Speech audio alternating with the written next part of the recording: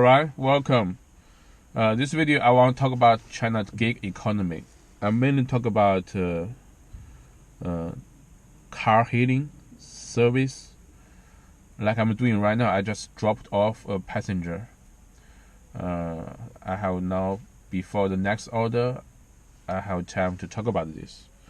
I want to talk about the, since US, America, they have Uber, China we have Didi, and other platforms. So I want to talk about the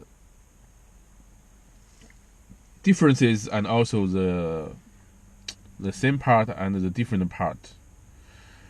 At first, I want to talk about the different part. The main different part of doing like Didi driver, like as opposed to Uber driver in the US, is that in China you have to have a license. In the US, they call it a gig economy. It allows people to do it whenever people want to do it. In China, you can do it, but it's illegal. You have to be careful. If you really want to do it, like from 9 to 5 or from 9 to 9, if you want to work 12 hours, you have to have your licenses. Otherwise, you might be get caught by the police. We call it 运管. It's transportation management. You will be fined 10,000 yuan at least.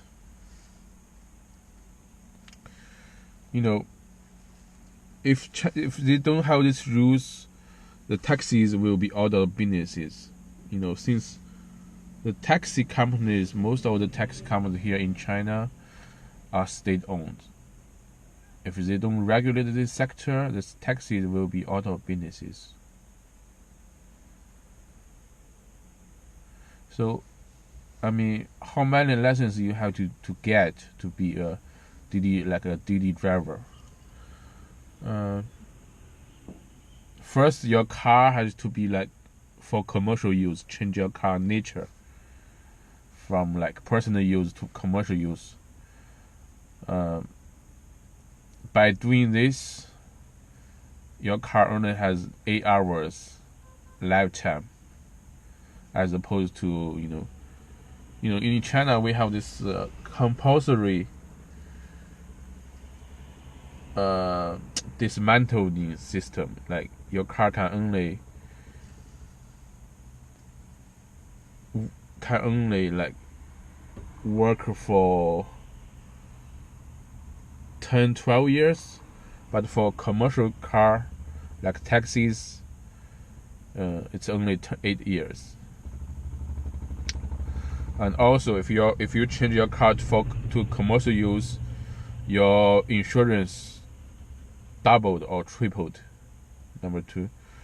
Number 3, your car value, if you want to resell it, the value will be decreased very sharply. Number 3. What else? And also you have to install some GPS, government approved GPS. In some cases you have to install like video system. They can see what you are doing, the way you are driving, and of course they will record you the whole journey. What else? Oh, they also have the strict rules. If you want to, and that's if you want to be like a Didi driver, 3 requirements. Number 1, change your car for commercial use to commercial use. Number 2, you have to take a test to have a commercial driver license. So your car has to be legal. Your person, you yourself, has to be legal. That's number 2. Number 3, the platform which you are working on has to be approved. Like Didi, if your city does not allow Didi, even if you are using Didi, and you have other licenses, it's still illegal. 3 requirements. That's the big difference between China and the U.S. when it comes to like the ride sharing or the car sharing business.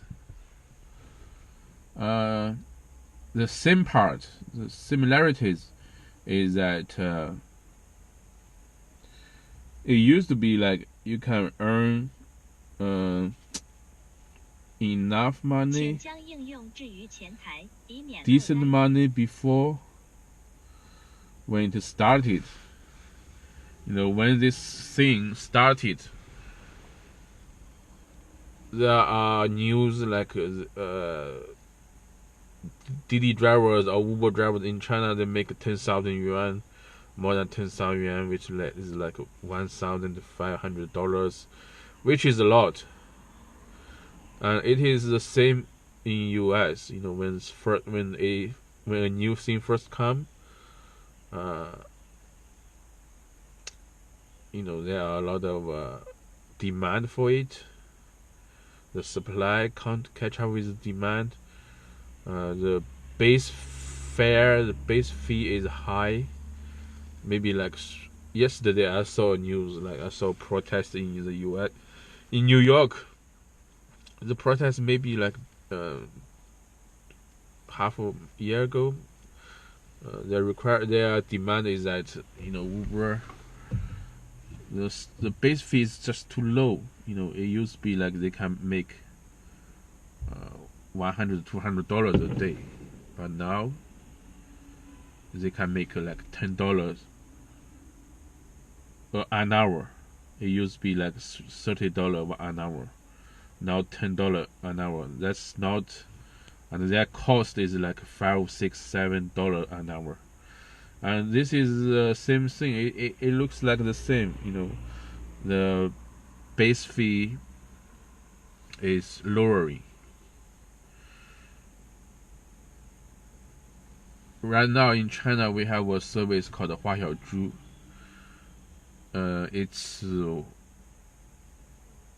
It's about for 1 kilometer, it's about 1.5 yuan. For Didi, it's like for 1 kilometer, it's 2 yuan. Just in ordinary cities, in tier 2, in small cities like this, like right now I'm in. In big cities like Beijing, Shanghai, it may be higher, but still many of the drivers are struggling. It's just especially because of the pandemic, many people are not making enough money or just out of a job, so they do it. They do it to make ends meet, to make actual cash, and it looks like the same in the US, where Didi drivers are protesting. Also, what's the same between China and the US is that in China we also call people doing Didi like independent contractors.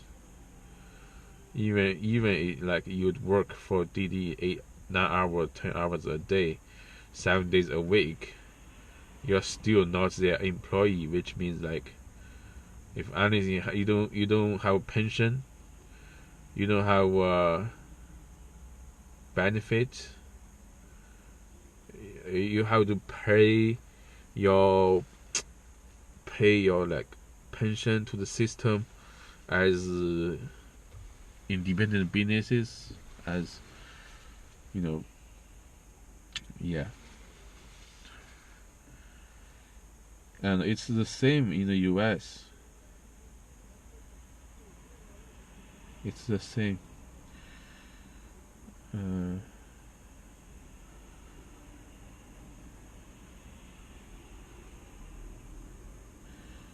And another thing, like driving, ride sharing is part of the gig economy. Another part of the gig economy is delivery. In China, I done it before. I done it before. Also, the price is decreasing. In the US, you may earn like $4 per delivery, but in China, it's 4 yuan per delivery. If the distance is longer, it could be like 6-7 yuan. Basically, it's like per kilometer, 2 yuan. In the US, people drive. Some people, in cities other than like maybe like New York or Chicago,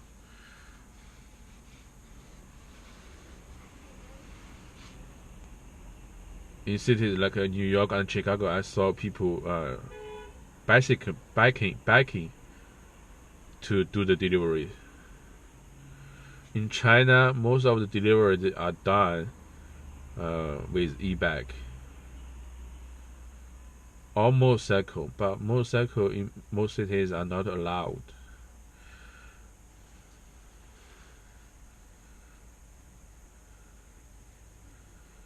They mostly are done with e-bike.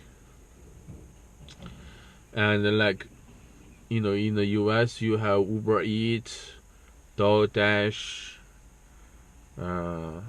Amazon Flex,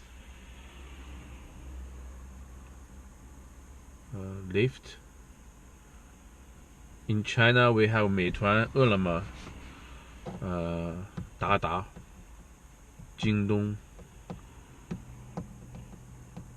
Shansong.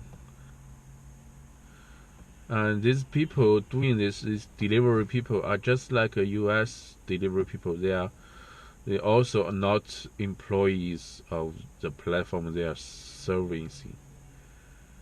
They are third-party employees at the most.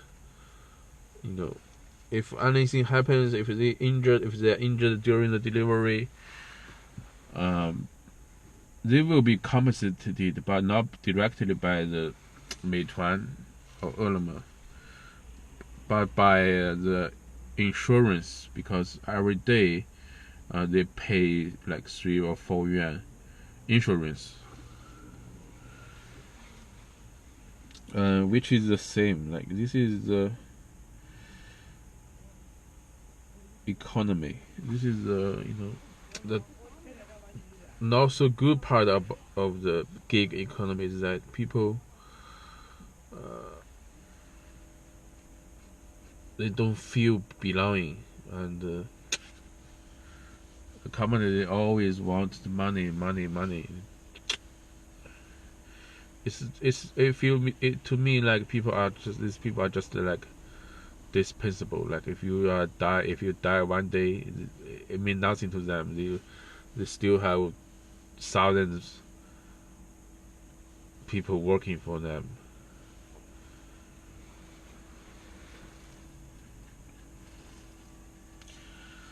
What else I want to talk about?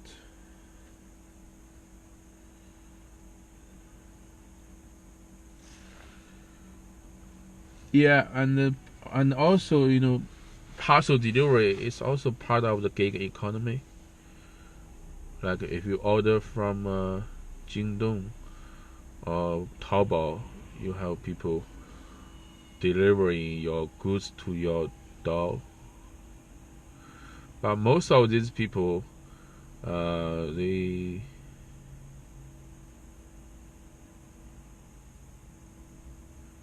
are full time. They are full time. They are full time. They are full time workers. But actually, most of them, especially except Shunfeng SF. SF is the best.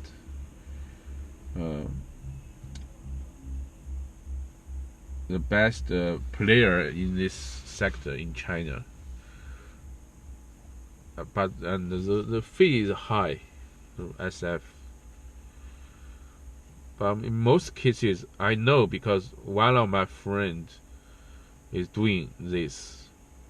Per delivery, he only gets 80 cents. It's not even 1 yuan, 80 cents. Every day he delivers like 200 yuan. Some parcels he just put it to a store.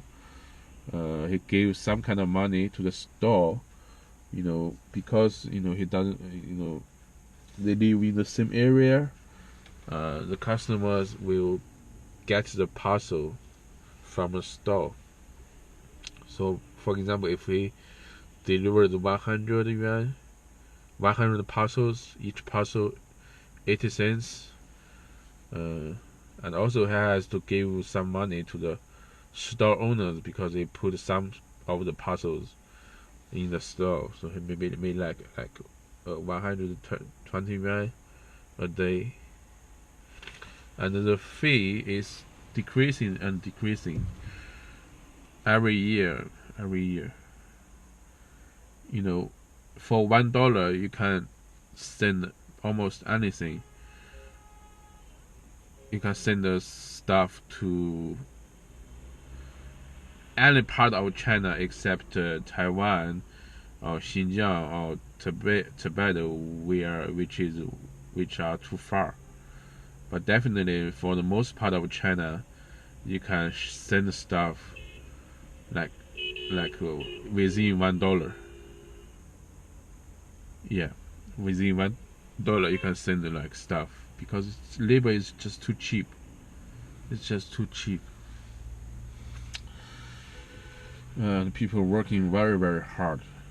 So that's what I have to say about the gig economy.